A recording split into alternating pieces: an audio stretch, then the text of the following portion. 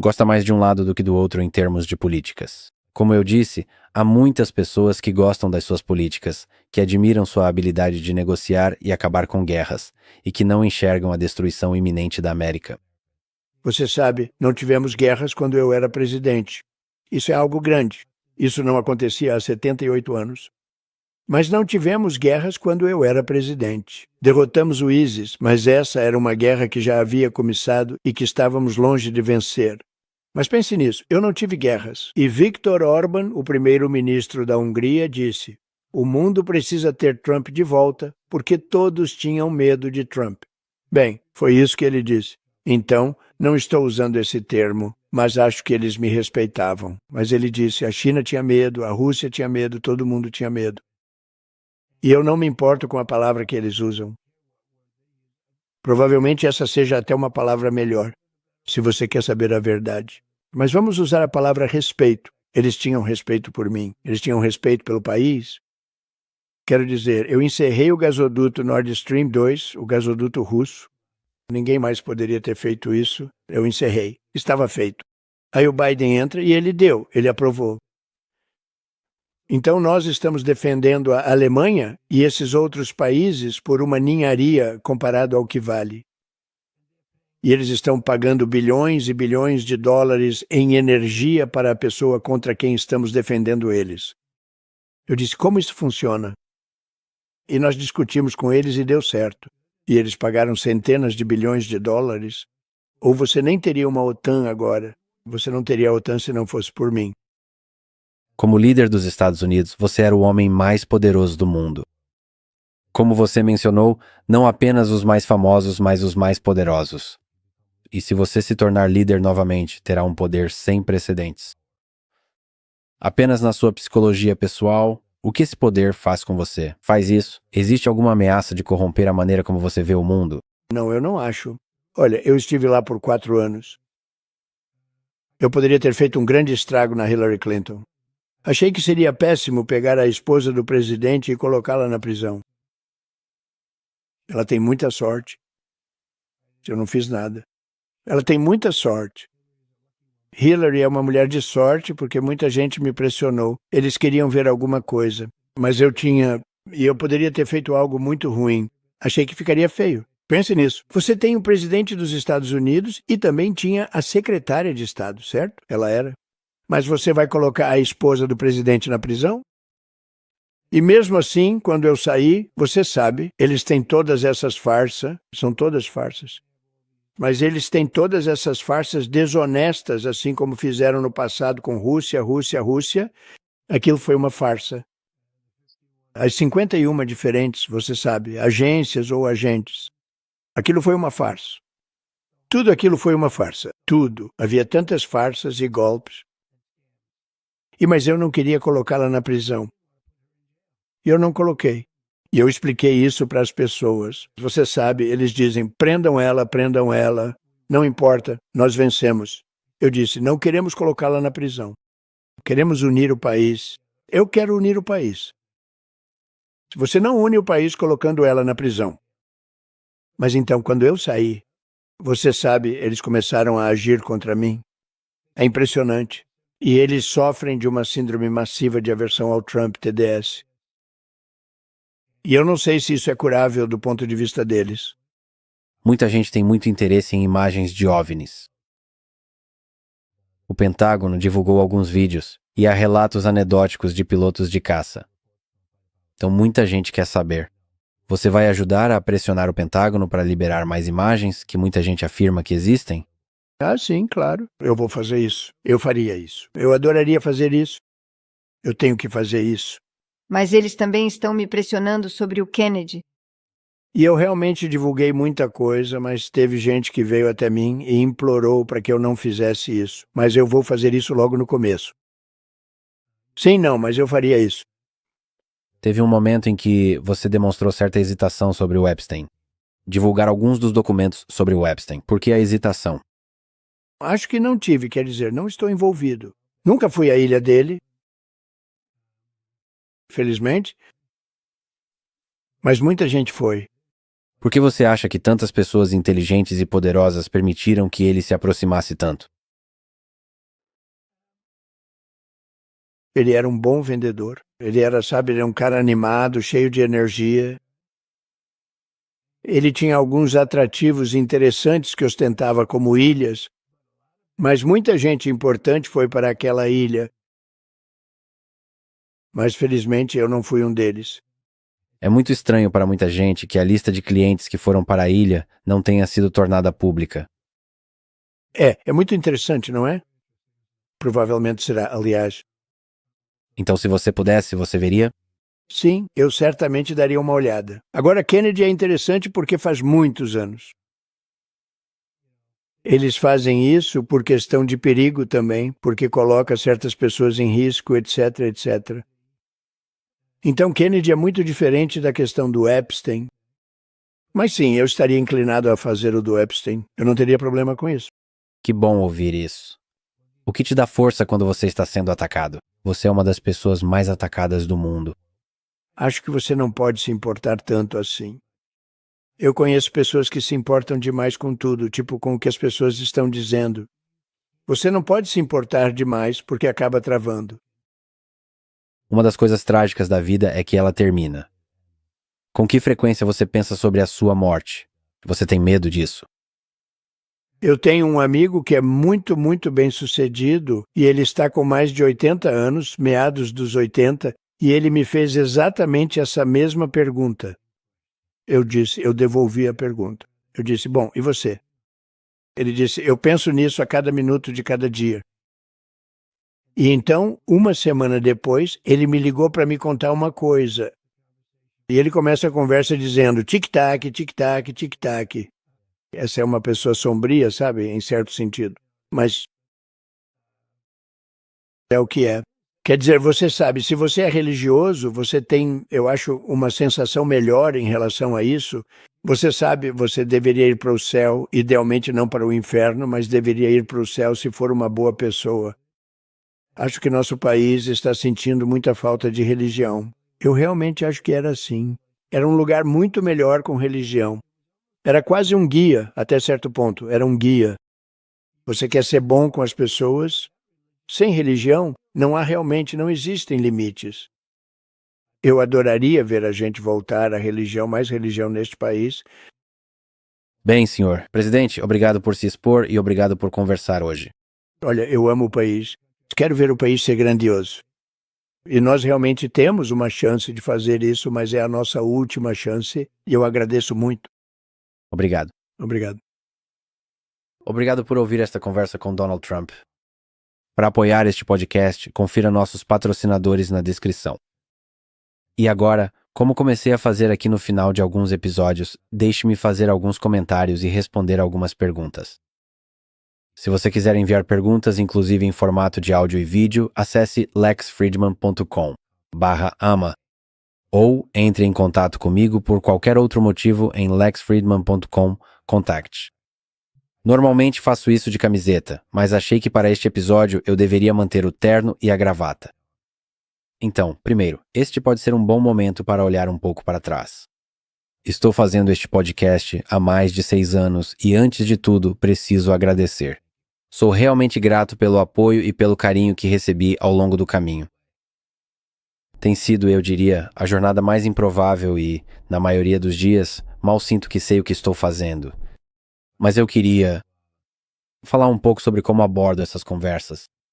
Agora, cada conversa é um quebra-cabeça único, então não posso falar de forma geral sobre como as abordo, mas aqui pode ser útil descrever como abordo conversas com líderes mundiais, das quais espero ter muitas mais e fazer um trabalho melhor a cada vez. Leio muita história e admiro a perspectiva dos historiadores. Por exemplo, admiro William Shirer, autor de muitos livros sobre Hitler, incluindo The Rise and Fall of the Third Reich. Ele estava lá, viveu tudo isso e cobriu tudo objetivamente, na medida do possível. A propósito, historiadores acadêmicos o criticam por ser um historiador ruim, pois ele editorializava um pouco demais. Acho que essas mesmas pessoas criticam Dan Carlin e seu podcast Hardcore History. Respeito as críticas deles, mas discordo fundamentalmente. Então, nessas conversas com líderes mundiais, tento adotar o olhar de um historiador. Acho que no campo da verdade e do discurso público existe um espectro entre o efêmero e o eterno. A turba indignada e os jornalistas caça-cliques geralmente se concentram no efêmero, no assunto do momento, na mais recente tempestade viral de zombaria e escárnio. Mas quando a batalha do dia termina, a maior parte disso será esquecida. Algumas poucas ideias verdadeiras permanecerão. E são essas que o historiador espera capturar. Isso é muito mais fácil falar do que fazer. Não se trata apenas de ter os ideais certos e a integridade para mantê-los. Nem mesmo é só sobre ter a habilidade de falar, que eu ainda acho que não tenho. Mas digamos que é um trabalho em andamento. Você também precisa fazer a agenda funcionar e preparar todo o ambiente de uma forma que favoreça esse tipo de conversa. Isso é difícil, muito difícil, com líderes políticos e empresariais. Eles geralmente são super ocupados e, em alguns casos, super nervosos, porque, bem, já foram prejudicados tantas vezes por manchetes sensacionalistas e jornalismo caça-cliques. Então, convencer eles e suas equipes a conversar por 2, 3, 4, 5 horas é difícil. E eu realmente acho que uma boa conversa exige esse tipo de duração. E tenho pensado muito sobre o porquê disso. Eu não acho que seja apenas uma questão de precisar de 3 horas reais para cobrir todo o conteúdo. Acho que o formato longo, com um conversador habilidoso e hipotético, relaxa as coisas e permite que as pessoas divaguem e brinquem sobre os detalhes. Porque eu acho que é nos detalhes que a bela complexidade da pessoa vem à tona. De qualquer forma, estou ansioso para conversar com mais líderes mundiais e fazer um trabalho melhor a cada vez, como eu disse. Eu adoraria fazer entrevistas com Kamala Harris e algumas outras figuras políticas da esquerda e da direita, incluindo Tim Walz, AOC, Bernie, Barack Obama, Bill e Hillary, e do lado direito J.D., Vance, Vivek, George W. e assim por diante. E sobre o tema da política, deixe-me dizer, como imigrante, eu amo este país, os Estados Unidos da América. Eu realmente acredito que é a maior nação da Terra, e sou grato pelas pessoas da esquerda e da direita que entram na arena política para lutar por este país. Acredito que todos eles também amam este país. Eu já entrei em contato com Kamala Harris, mas não com muitos dos outros. Provavelmente eu deveria fazer um trabalho melhor nesse sentido. Mas tenho feito quase tudo sozinho. Entrar em contato, agendar, pesquisar, preparar, gravar e assim por diante. E além disso, tenho sofrido bastante com a síndrome do impostor, com aquela voz na minha cabeça constantemente apontando quando estou fazendo um trabalho ruim. Além disso, algumas pessoas gentilmente me lembram na internet exatamente o mesmo sentimento dessa voz mencionada. Tudo isso enquanto eu tenho a opção de simplesmente me esconder no MIT, programando robôs e fazendo algumas pesquisas legais de IA com alguns alunos de pós-graduação, ou talvez entrando para uma empresa de IA, ou até mesmo começando a minha própria. Todas essas opções realmente me deixam feliz. Mas como eu disse, na maioria dos dias mal sei o que estou fazendo, então quem sabe o que o futuro reserva. Mais importante ainda, sou eternamente grato a todos vocês pela paciência e pelo apoio ao longo dessa montanha russa que tem sido a minha vida. Eu amo todos vocês. Ok, agora deixe-me passar para algumas das perguntas que as pessoas fizeram. Algumas pessoas me pediram para comentar sobre a prisão de Pavel Durov e sobre o X ter sido banido no Brasil. Primeiro, deixe-me comentar brevemente sobre a prisão de Durov. Então, fatos básicos. Pavel Durov é o CEO do Telegram, que é um aplicativo de mensagens que possui um modo de criptografia de ponta a ponta. Esse modo não está ativado por padrão, e a maioria das pessoas não usa a criptografia de ponta a ponta, mas alguns usam. Pavel foi preso na França sob uma longa lista de acusações relacionadas a supostas atividades criminosas realizadas na plataforma Telegram e por supostamente fornecer serviços de criptologia não licenciados. Acho que o Telegram é, de fato, usado para atividades criminosas por uma pequena minoria de seus usuários. Por exemplo, por grupos terroristas para se comunicarem. E acho que todos concordamos que o terrorismo é algo ruim. Mas aqui está o problema. Como diz o velho ditado, o terrorista de um homem é o combatente da liberdade de outro. E há muitos casos em que o mundo concorda unilateralmente sobre quem são os terroristas.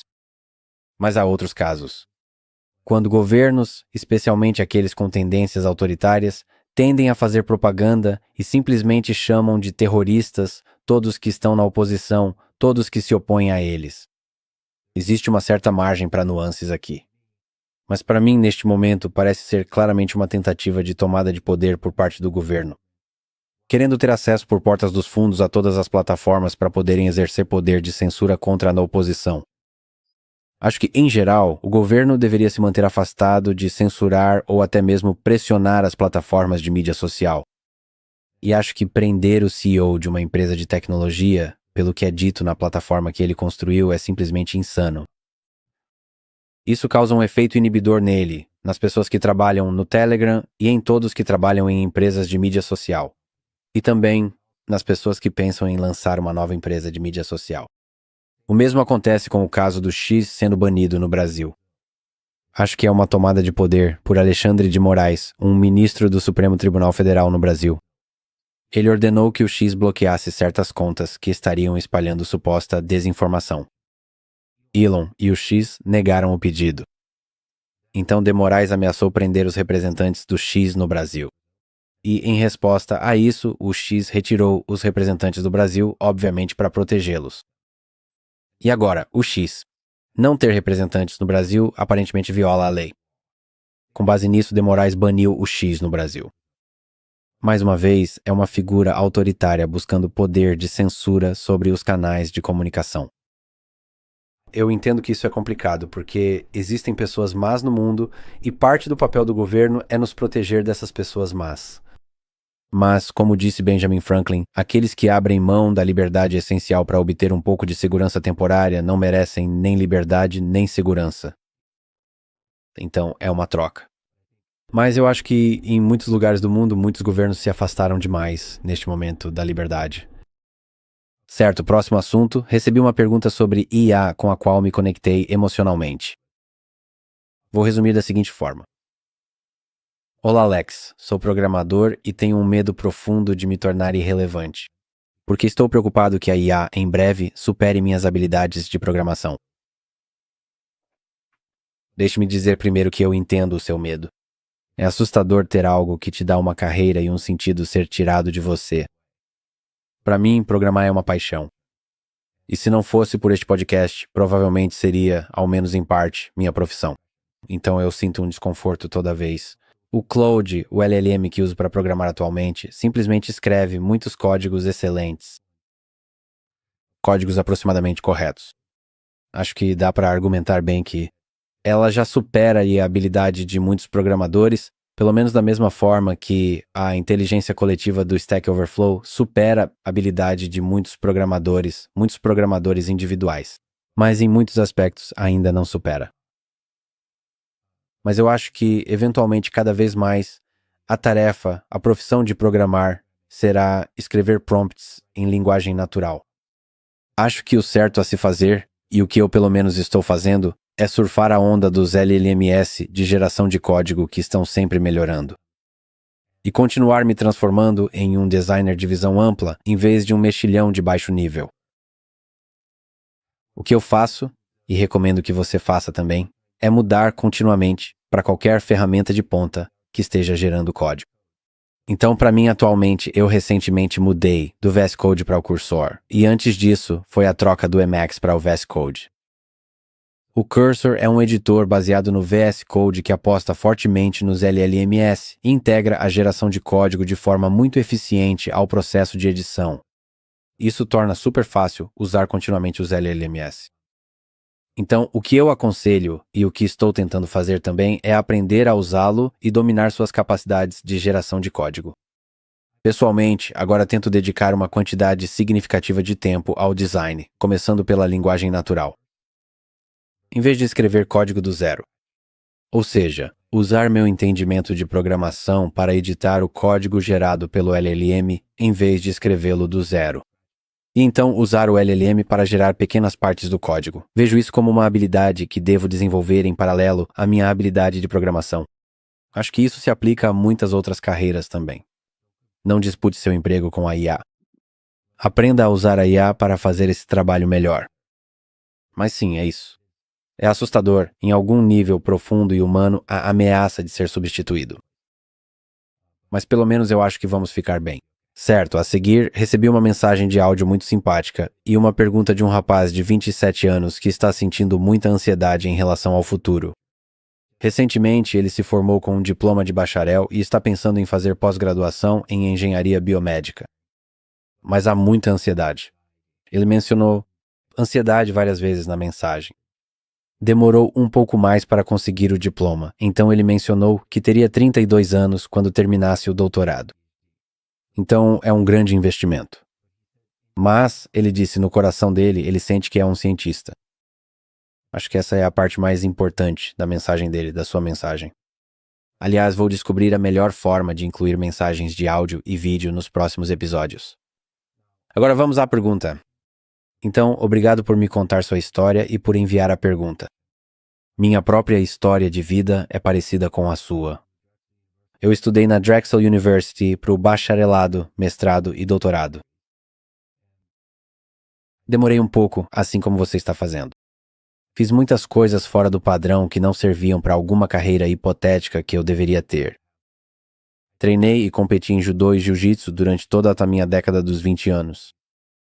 Conquistei uma faixa preta com isso. Escrevi muito, inclusive muita poesia ruim.